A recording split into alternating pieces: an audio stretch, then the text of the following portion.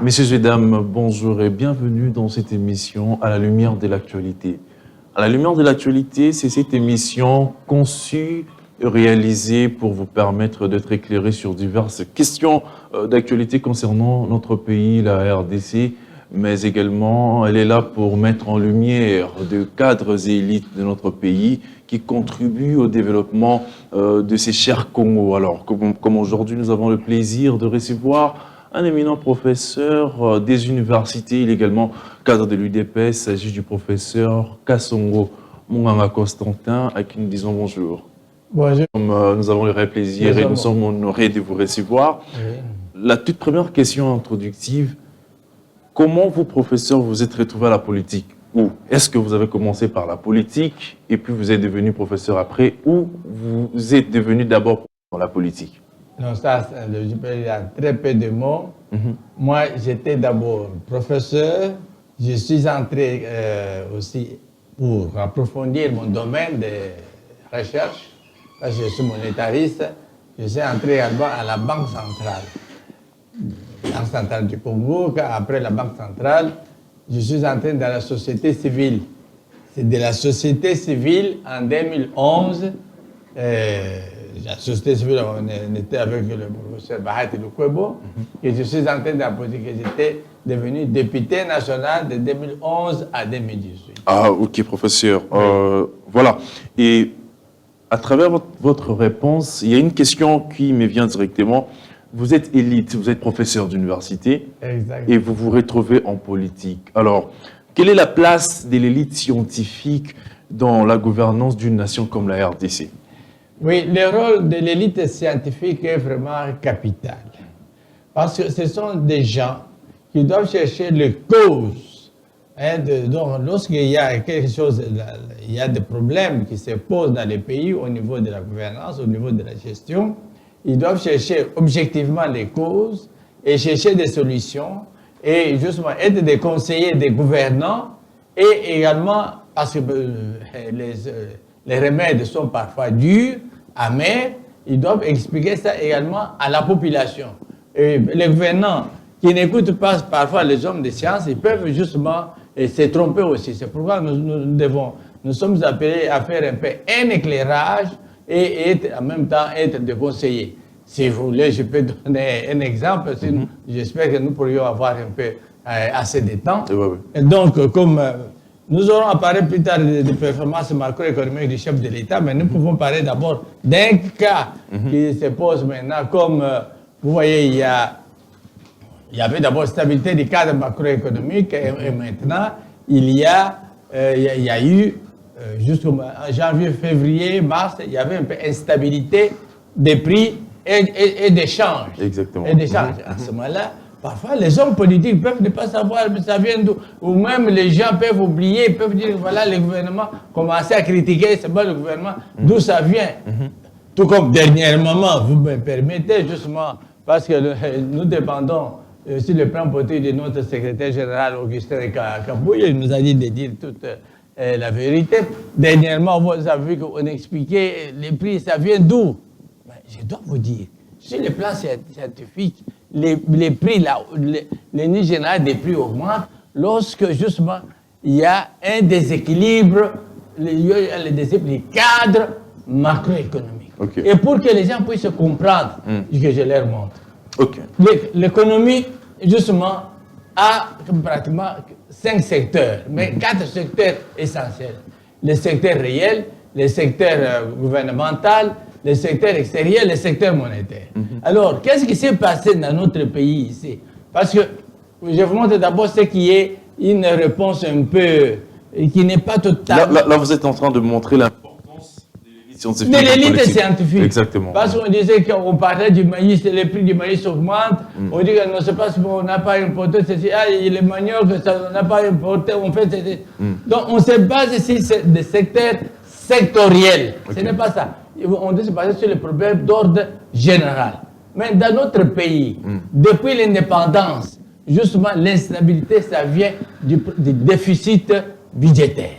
Alors, maintenant, l'économie se doit dire justement, la cause, c'est quoi? Comment éliminer justement cette cause? Alors, Maintenant, je vous montre avec les déficits budgétaires. Comment les déficits budgétaires, ça déséquilibre tous les cadres macroéconomiques. Là, les dit général des prix, les prix sur les biens et services, sur le marché des biens et services et sur le marché des changes. Je m'en vais un peu rapidement pour vous dire. Lorsque le budget est d'abord élaboré en équilibre, les recettes sont égales à la dépense. Mais lorsqu'il y a, comme dans notre pays, il y a eu un choc exogène, extérieur, défavorable, c'est-à-dire les financements de la guerre. Le financement de la guerre, je montre ça c'est de là où nous devrions chercher la solution, le financement de la guerre. Maintenant, les dépenses, parfois dépassent les recettes. Il y a un déficit budgétaire maintenant. Nous sommes au niveau du secteur des finances publiques. Alors, maintenant, qu'est-ce qui va se faire? Qu'est-ce que le ministre des Finances va faire? Il va chercher comment combler ça. Donc, sur le plan intérieur ou extérieur, sur le plan extérieur, on peut demander au FMI, les financeurs du FMI qui n'est pas inflationniste, il ne donne pas tout le temps. Sur le plan intérieur, ce qui n'est pas inflationniste, on peut chercher à mettre le bon du trésor, mais c'est insuffisant. Si bien que normalement, alors ce qu'on fait, c'est qu'on recourt à la Banque centrale. Alors, la Banque centrale, ça c'est un financement inflationniste. Et c'est ce qui se passe réellement. Alors maintenant, lorsque ça se...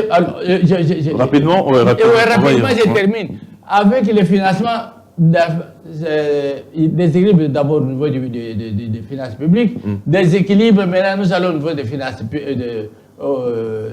bancaires, au niveau des banques, c'est déséquilibré. Mais les fonds qu'on donne ici, où est-ce que ça s'en va, mon frère Mungaga, M. Obed? Ça va sur le marché des biens et des services.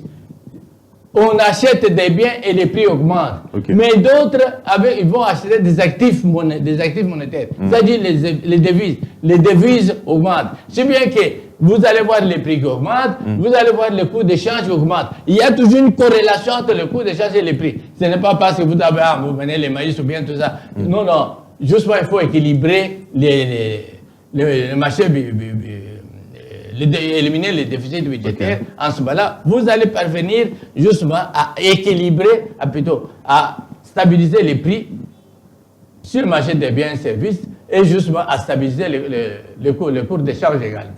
Je vous montre, on sent que l'émission sera très... Nous allons revenir sur ça parce que ça touche à une des prouesses, une réalité. On va en parler. On a encore à l'introduction. Et pourquoi justement nous allons dire, mais que faire dans ces cas ici? Voilà, nous sommes encore à l'introduction. Là, vous avez expliqué l'importance que peut avoir une élite scientifique à côté d'un politicien dans la recherche de la solution de l'éclairage par rapport à ces problèmes. Alors, professeur, cela nous amène directement à vous poser cette question. Est-ce que lorsque le politicien, là je vous parle en tant qu'élite scientifique, lorsque le politicien vient vers vous pour poser ces genres de problèmes, est-ce que vos suggestions sont-elles considérées à leur juste valeur, allais-je dire? Oui, normalement, les politiciens cherchent toujours à ce que la gouvernance du pays soit bonne.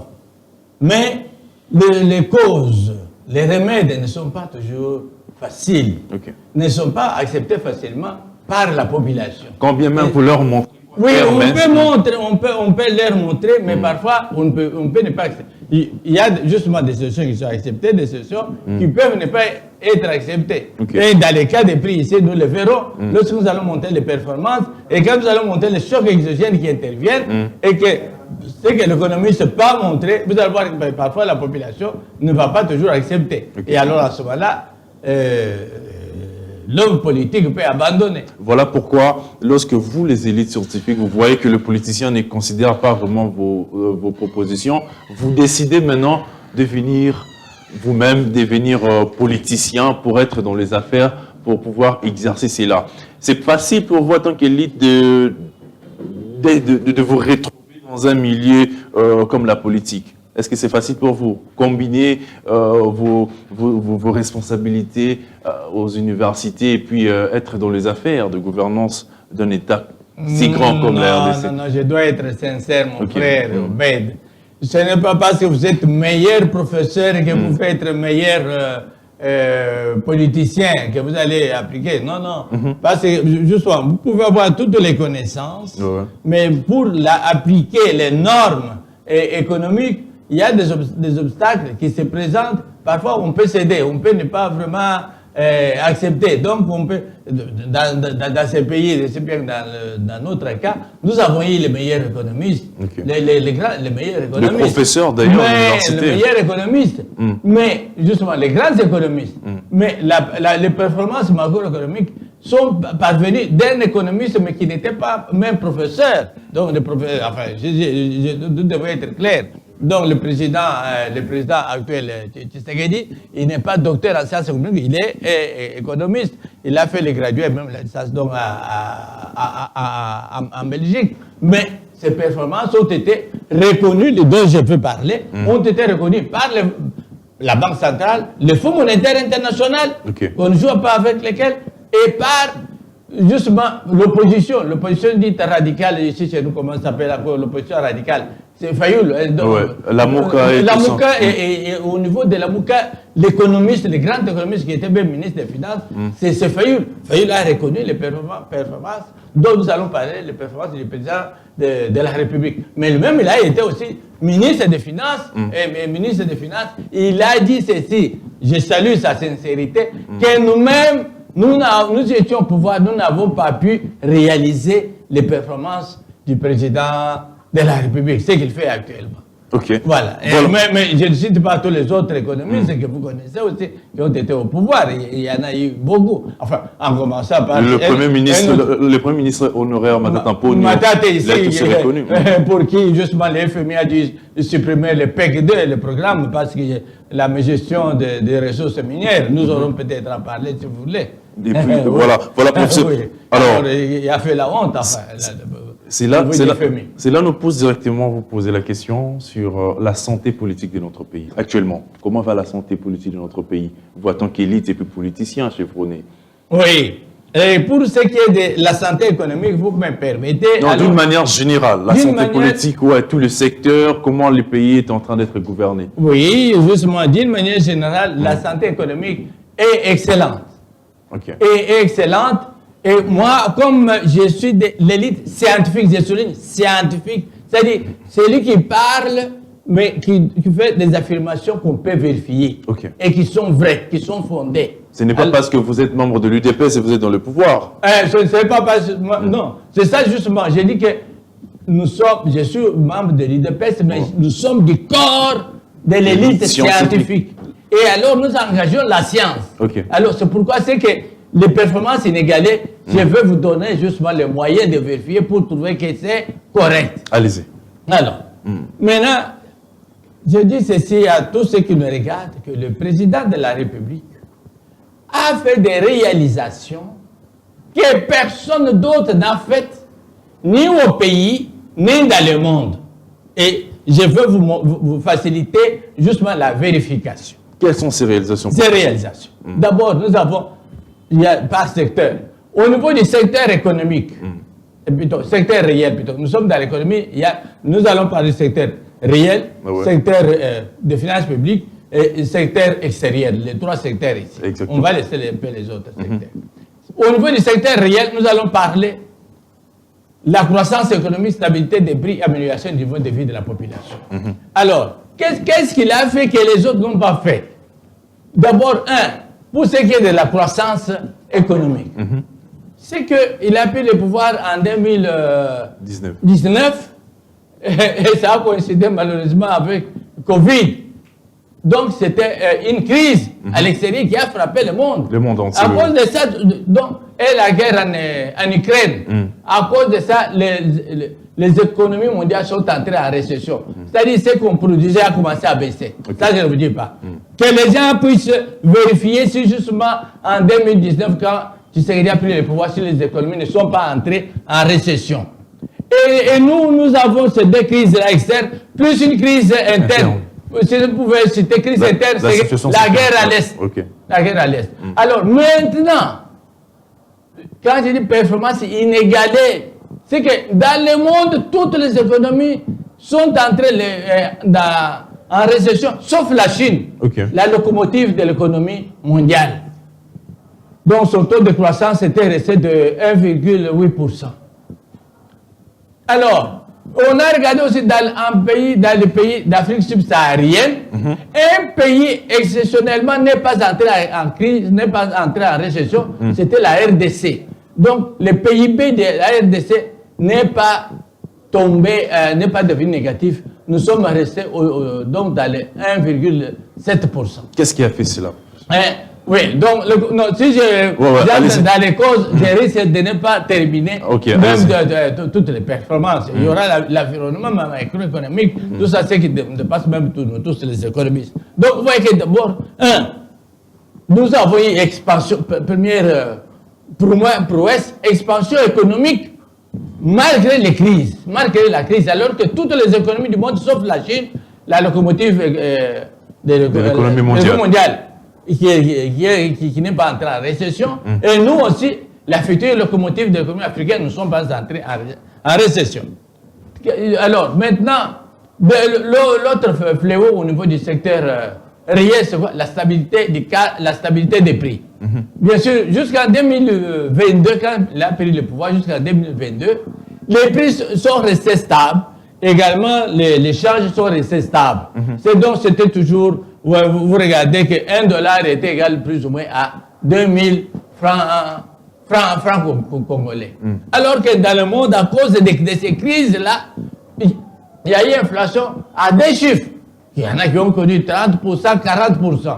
Mais au Congo, non. Alors, maintenant pour nous, les gens ne peuvent pas connaître l'indice des prix, mais peuvent se référer au taux d'échange. Jusqu'en décembre 2022, nous étions toujours à $1 2022, 2000 francs.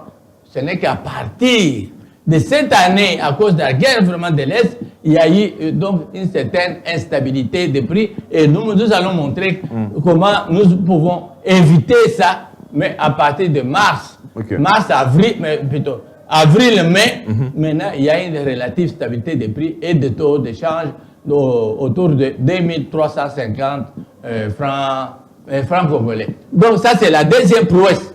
La deuxième prouesse. Et tout le monde doit reconnaître ça. Par le passé, mon frère Munganga, quand il y avait une crise, on connaissait ce qu'on nous appelions hyperinflation. L'économie qui diminuait, récession, et puis le prix qui augmentait, c'est que nous appelions hyperinflation. Les prix le matin, les prix à midi, les prix le soir. Bon, maintenant nous allons au niveau du secteur des finances. Non, nous sommes encore dans la croissance économique. Croissance économique, expansion économique. 2, stabilité des prix. Et puis 3, amélioration du développement humain, du niveau de vie de la population. Ça pose problème, professeur. Il ne faut pas problème. Alors je parle maintenant. Ce que je veux dire, les gens peuvent dire si c'est faux. Comment ça s'est amélioré? Vous avez dit que ça s'est amélioré, la situation sociale de la population. Oui. D'abord, sur le plan économique, il y a ceci. Parce qu'on parle du seuil de pauvreté. Seuil de pauvreté. On disait, ici chez nous, le seuil de pauvreté augmentait toujours. Donc, les gens vivaient même en dessous de $1 par jour. Beaucoup. Mais, vous pouvez savoir, le calcul est simple. À partir, on fait le seuil de pauvreté, à partir du moment où la croissance économique, le taux de croissance est supérieur au taux de croissance démographique, en ce moment-là, les niveaux de vie s'améliorent. Mais quand la croissance est faible, alors la croissance démographique est de 3%. Mais avec Kabila, avec le président Tshisekedi, ça nous avons oublié de le dire, l'année passée, le taux de croissance était de 8%. Mais maintenant, on prévoit encore toujours 8%. C'est-à-dire qu'avec la Chine, qu'on peut voir dans les 6%. Les autres pays, en Afrique subsaharienne, c'est dans les 3%. Donc, nous avons un taux de croissance dans les 8%, avec le taux démographique de 3%. Ça fait que l'essai de la pauvreté diminue. Ça, c'est un. Ça, c'est la première fois dans notre pays. Deuxièmement, comment l'amélioration de vie s'améliore aussi? La gratuité de l'enseignement. Gratuité de l'enseignement. Vous n'allez pas dire que peut-être les niveaux de vie de la population s'améliorent. Il y a ceci. Munganga, vous gagnez $200, n'est-ce pas? Oui. Il y a une partie que vous utilisez pour payer les frais, pour payer les enfants. Oui. Mais à partir du moment où on vous dit que vous ne payez plus, est-ce que votre situation ne s'améliore pas? Ça, c'est pour la gratuité de l'enseignement. Mais c'est là. Les professeurs ont dit que non. Vous avez toujours 200, mais on vous dispense de certains frais, de certaines dépenses. Mais ça s'améliore quand même. Parce que vous voyez, vous êtes journaliste. Le journaliste, il doit dire la vérité. Okay. Justement, si c'est correct, c'est correct. Si ce qui n'est pas correct, non. Alors, a fait que la qualité de l'éducation de base a diminué, professeur. la qualité diminue, mais moi je suis enseignant. Quand on me paye, on dit que les gens ne payent pas, on me donne si c'est des primes, pourquoi la qualité va diminuer? Non, moi je ne vais pas diminuer, je suis dans les métiers. Ce qu'on vous a dit là, c'est faux. Donc c'est faux. Ça, c'est faux. Okay. C'est qu'il y a maintenant beaucoup de gens, maintenant qui chôment, plus de 2 millions maintenant, qui sont dans l'enseignement. Okay. Alors, troisième, pourquoi le niveau de vie s'améliore? Il y a la couverture, l'instauration de la couverture sanitaire universelle. Okay. Mais vous avez $200. Mon frère Munganga, une partie, vous preniez pour payer les soins de santé.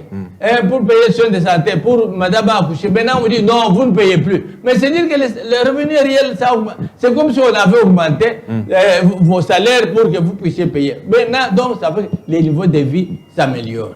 Ça, et puis, toujours dans ce cadre-là, le secteur réel, je peux dire aussi, c'est qu'il y a le problème le programme de 145 territoires. Okay. Si bien que maintenant, on commence à faire les hôpitaux un peu partout, et on construit dans les villages, et dans les villes, dans les provinces qui étaient abandonnées. Parce qu'avant, c'était seulement dans les villes. Maintenant, c'est même dans les villages.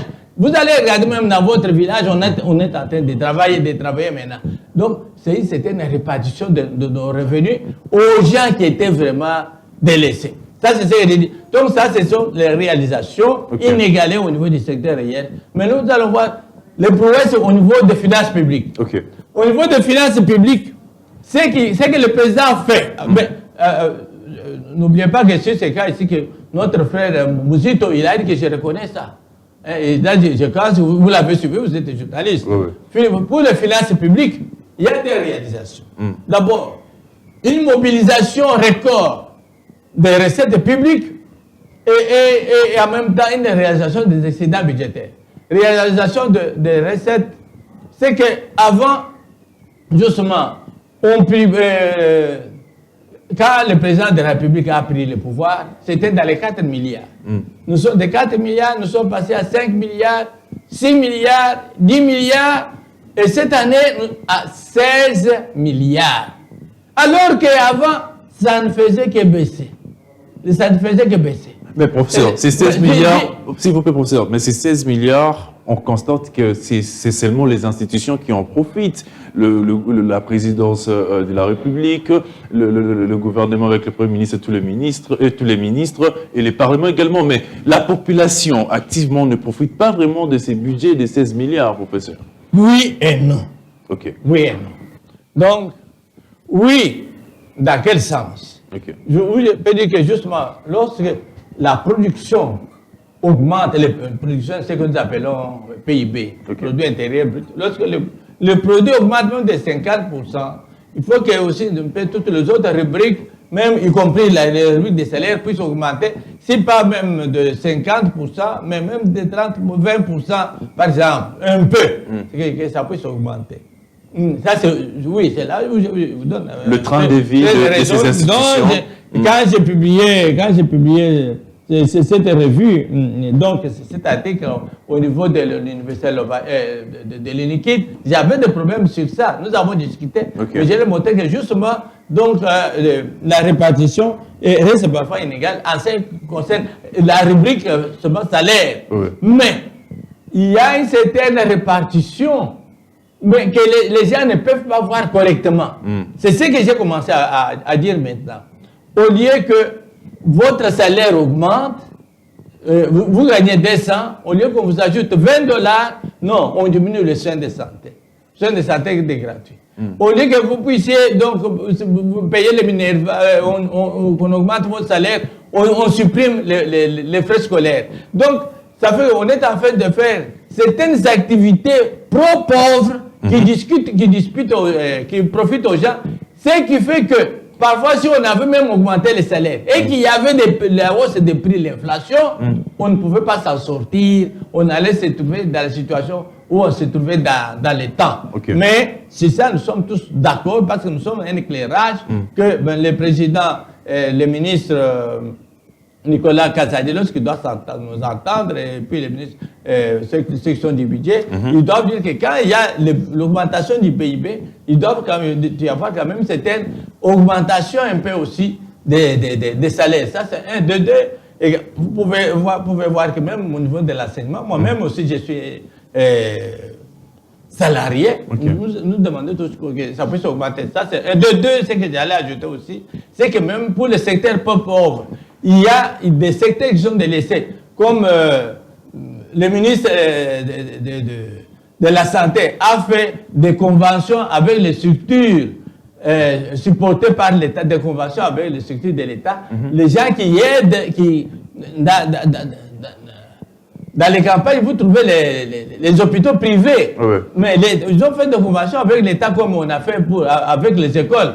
Mais ça, Nicolas Kazadi donne rarement alors le fonds de subsides, alors que c'est prévu dans le budget. Ce fonds-là, il l'utilise pour donner ailleurs. C'est là où nous allons demander à ce qu'il puisse revenir au bon sentiment. C'est pourquoi j'ai dit que pour votre question, j'ai dit oui et non. D'accord, professeur. Ouais. Alors, ce qu'on doit retenir, c'est que sur le mandat du chef de l'État, c'est qu'il a réalisé plusieurs prouesses et que la santé pour les est en bon état.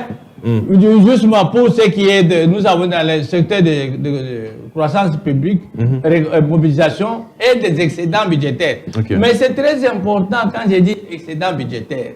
Parce que quand il n'y a pas de déficit, quand il y a déficit, le déficit est générateur de l'endettement intérieur, de la dette publique et de l'endettement extérieur. Okay. Mais maintenant, justement, nous avons des excédents budgétaires. Nous ne nous endettons pas davantage. Mais troisièmement, je voudrais peut-être terminer. Pour changer de chapitre. Je voudrais terminer par la troisième réalisation. C'est au niveau du secteur extérieur. Okay. Au niveau du secteur extérieur, c'est que d'abord, le président de la République, il cherche à ce que nous puissions devenir l'Amérique, et plutôt l'Allemagne de l'Afrique. De l'Afrique, la locomotive de l'économie africaine. Et pour cela, nous devons être intégrés dans l'économie africaine. Alors, nous sommes les premiers pays. Avant, nous étions seulement dans les communautés régionales, sous-régionales. Maintenant, nous sommes les premiers. Le président a signé justement l'adhésion à la zone de libre-échange, donc zone de libre-échange africaine. Alors, c'est bien que nous sommes devenus les premiers pays. Nous sommes intégrés dans l'économie continentale africaine. C'est la première fois, c'est la première prouesse. C'est ce qui va nous permettre plus tard de devenir la locomotive. Lorsque nous allons remplir certaines conditions, ce n'est pas facile. Les conditions au niveau productif, essentiellement au niveau commercial. Au niveau productif, c'est que les économies africaines, les autres pays, pour produire, ils voient que nous devons passer par le Congo. Acheter par exemple les carburants moins chers. Donc pour produire moins cher. À ce moment-là, c'est le problème que nous allons résoudre avec les barrages INGA 3. Et puis, pour vendre, nous devons avoir des consommateurs. Mais comme nous sommes nombreux, on doit nous vendre également. Alors, la dernière prouesse, je termine par là, c'est justement, avec Abel, nous étions suspendus, on nous avait chassé au Fonds monétaire international, parce que nous étions de mauvais gestionnaires, avec programme 2, programme économique 2. Mais c'est avec Kabyle, nous avons les PEG 3. On nous a donné 1,6 milliard pour 3 ans. Alors qu'il n'y avait aucun programme dans l'État. Sous Mobutu, sous Kabila, qui pouvait, le maximum qu'on a pu, c'est avec le PEG 2 de 500 millions, mais qu'on avait supprimé parce que justement, il y avait mauvaise gestion de fonds. On ne va pas s'attarder sur l'économie puisqu'il y a tant d'autres choses à dire. Il y aura... c'est prévu qu'il y ait élection cette année, en décembre. Êtes-vous optimiste quant à la tenue ou à l'organisation des élections cette année? Oui. Non, je souhaite qu'il y ait les élections. Et le gouvernement fait tout.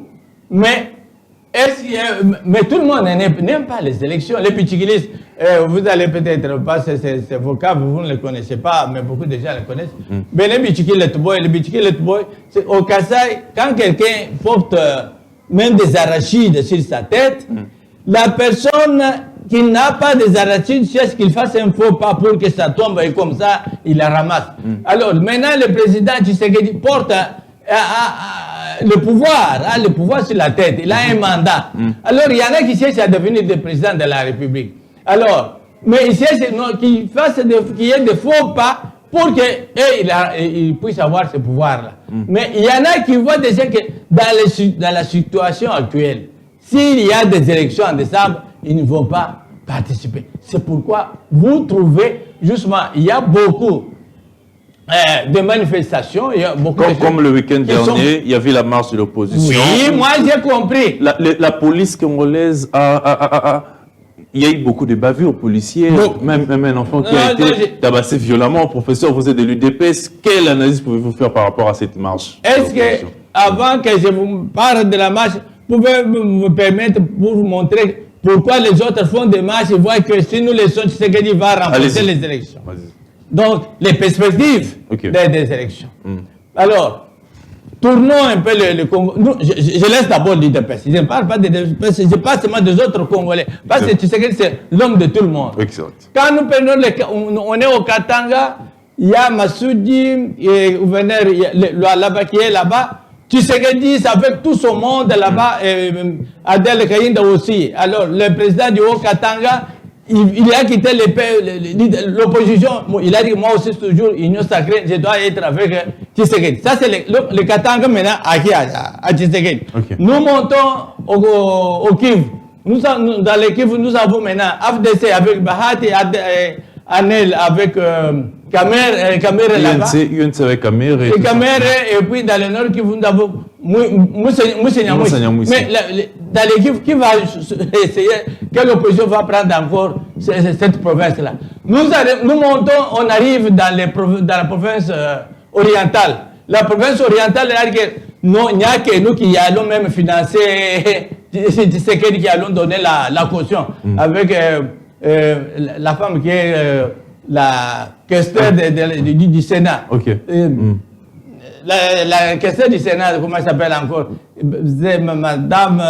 les noms oui, les noms vont venir. Elle a dit, vous avez vu qu'eux-mêmes, ils ont dit cotiser l'argent pour sa caution. Donc, nous, dans l'Équateur, Jean-Pierre Mbemba avec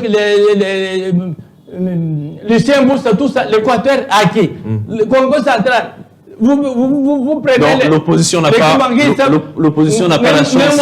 Alors, vous comprenez, tout ça, pratiquement, on voit que dans l'opposition, ou bien si c'est PPD, on n'en parle pas, notre capitaine ne parle pas, les gens ne voient pas clair.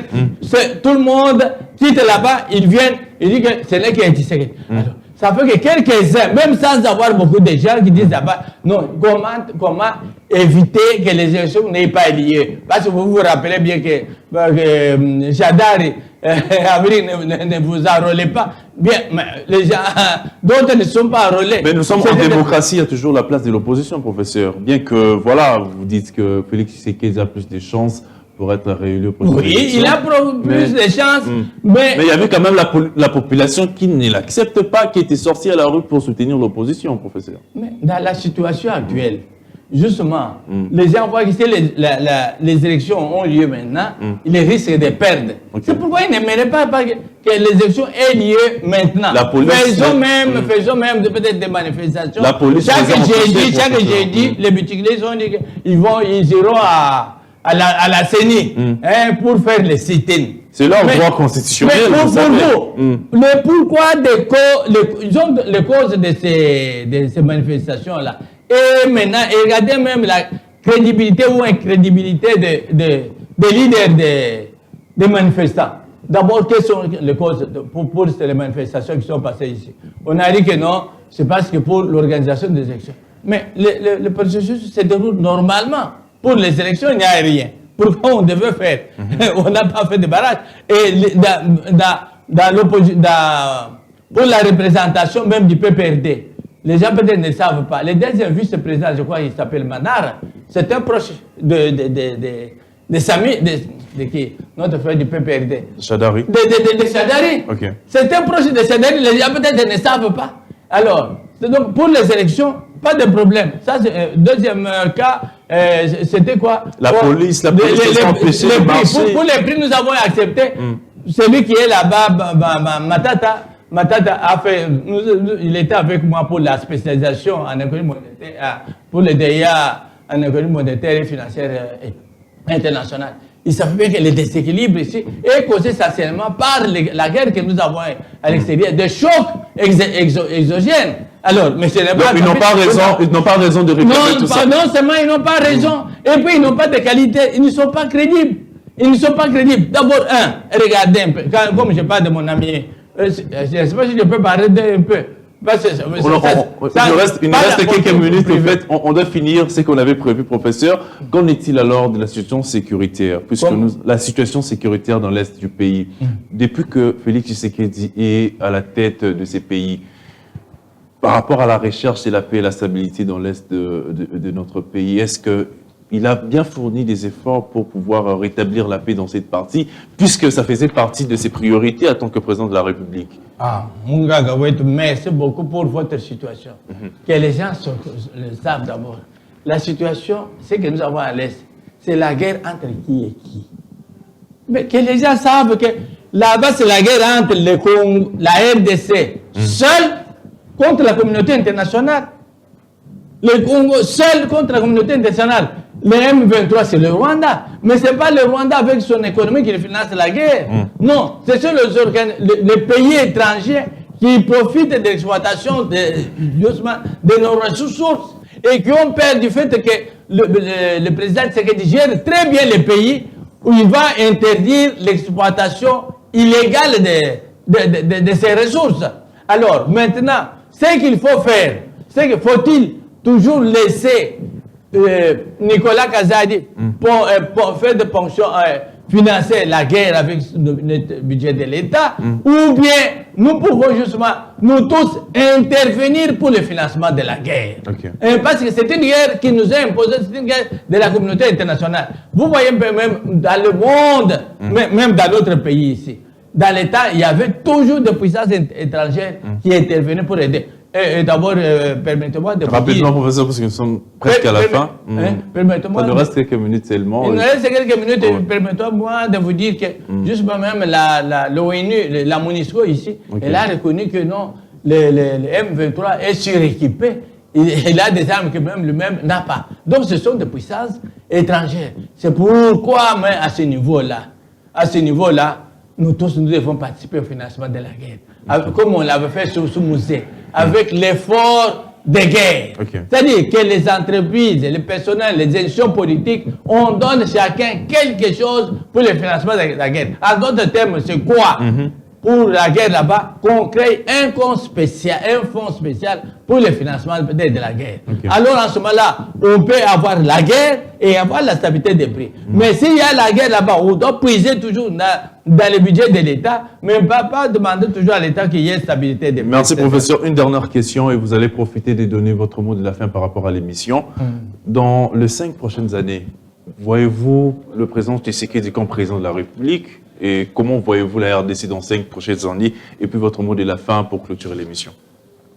Dans les 5 prochaines années, ça, je crois que ce n'est pas seulement moi qui l'ai dit, mais je l'ai dit avec le Fonds monétaire international, la Banque mondiale, et plus ou moins aussi avec notre frère Mouzito, que justement, avec de telles performances, justement, le président de la République va parvenir à réaliser son rêve de faire du Congo l'Amérique, l'Allemagne de l'Afrique. L'Allemagne d'Afrique, la locomotive de l'économie africaine. Mais pour cela, justement, il lui faut beaucoup de moyens, justement, que nous puissions être vraiment intégrés, que chaque pays, pour produire, puisse revenir au Congo, pour vendre, puisse revenir au Congo. Ce n'est pas chose facile, mais avec lui, c'est facile, parce que ce qu'il a réalisé, parfois, ça dépasse même notre étonnement, vraiment, en tant qu'économiste. Donc, je peux dire qu'avec j'ajoute aussi, mais cela ne fait pas la joie de tout le monde. Il y a des ennemis. Parce que comme la Chine est en train de devenir la première puissance mondiale, vous ne voyez pas que maintenant il y a des ennemis contre la Chine.